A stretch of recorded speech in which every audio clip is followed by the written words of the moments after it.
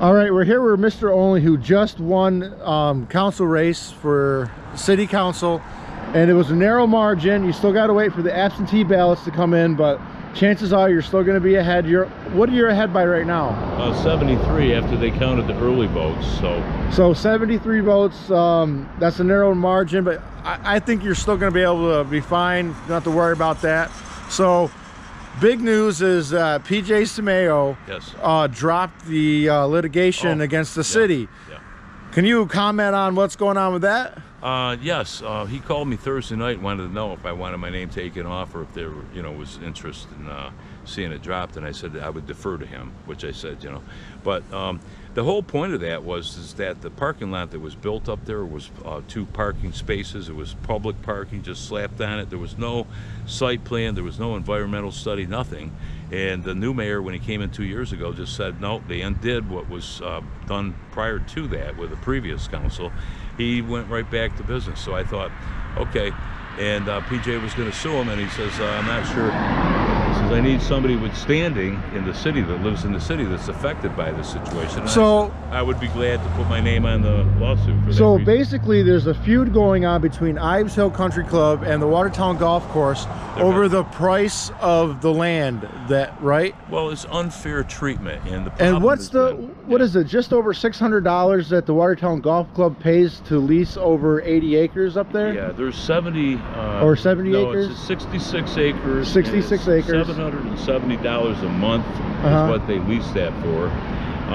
It was a below market lease, and it has been for years. And they also have a below market taxation on the property itself. Now PJ, now say LL Prime Ives Hill pays like $300 a year per acre. Watertown, I think it's 100, so it was a far below what it should have been for taxes and for the below market lease.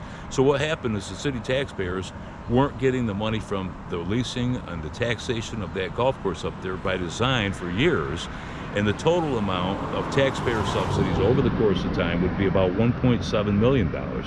And that's money that we don't have available to fix pools or to do things in the city for the kids, fun programs for summer recreation, things like that. And I think what my concern was from the beginning was that golf course parking lot up there was always treated as a golf course parking lot, not public parking. My father and mother went there. They were kicked out by one of the attendants of the golf course. Dad says, this is public parking. They said, no, this is for golfers only. So they moved. And then I started digging into it. And so when I found out what was going on and the special favors that were being done, I didn't like it much, and I started bringing it out because I think it's unfair for one businessman to be treated one way, and because you happen to be connected with the city in some way, you get. So what is your plan of action? To lower the taxes at Ives Hill, or raise them, or what over at the Watertown Golf Club? Mr. Simeo is not interested in seeing his taxes lowered. It was never about that. It was about fairness. And so we have nothing we can do about the lease because it's in place for the next until 2029. The taxes and that, things are going to remain. The only thing that needs to be done in order to resolve that is what Lenny Spaziani is the one that came up with the idea, and I agree with him, and it's to resod, restore, and replace the grass up there, and then do some kind of a study on that property that was right next to the golf course that then would be put back into parkland. Now, if we need parking up there, to me, it seems that we would need it over by the picnic area, by that other flag where the kids park and go to the parents park and go to the playground or to the picnic area there. But I think we should put it there. Now, if the golfers want to use that parking lot and then walk over to the golf course, fine. But to specifically have it down where it is now to the right of the driveway of the Watertown Golf Course, it is there for one reason. People don't park there and walk all the way up to the pool. They don't walk all the way up to the zoo from there. It was always there for just the parking for the golfers. And it was unfair for us as a city to allow that golf course, which is a commercial entity, to be using that parkland for their parking and then kicking people out. All right, Cliff, I got one final question for you. Yeah. And I don't know how you're going to react to it, but the $1,000 fine that you may be facing for not filing your finances on time, what happened with that? What's going on? My campaign, well, my treasurer has been ill, and I sent in all the paperwork to the Board of Elections in New York State, all of it that needed to be done to get it removed and have myself put on as a treasurer.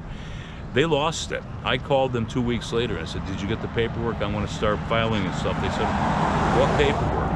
So she's been getting chemo, and she's done now. We'll have that information, paperwork filed, so that we can change it, and I'll be the treasurer. Now, I got all the numbers.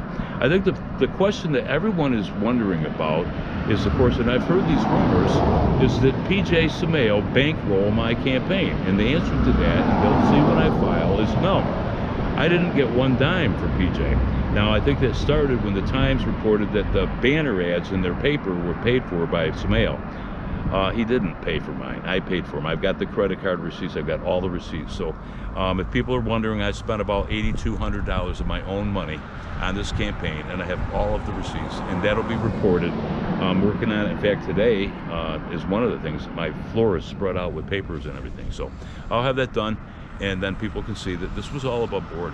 I also talked to them about the fine, and the Board of Elections said that they don't fine people. It's more of an incentive for people to file. And had I filed, people would see that what I'm telling them is exactly the way it is.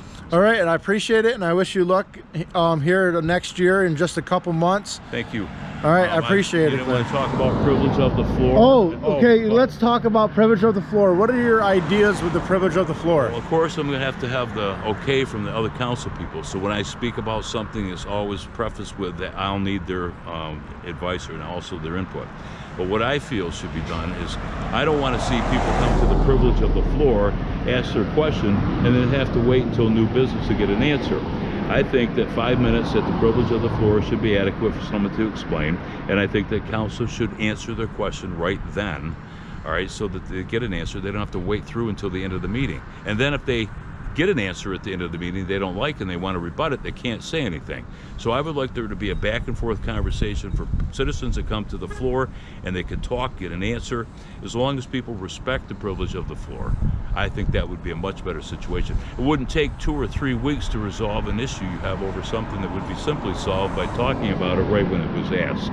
And that's how I think it should be done. Power to the people. It sounds like you want to give power back to the people, and that's a good thing. I appreciate that, Cliff. All right, and so yes, you'll have a couple more minutes as long as you're respectful of it. All right. And I know you will be. All right, you're right. I got blamed. I got blamed for that rule, but you know what? I don't think it was me. I think it was you. Yeah, but think it was me. I get blamed for a lot of things. All right. I got thick skin, so. All right, thank you, Mr. Olney. Thank you, Donnie.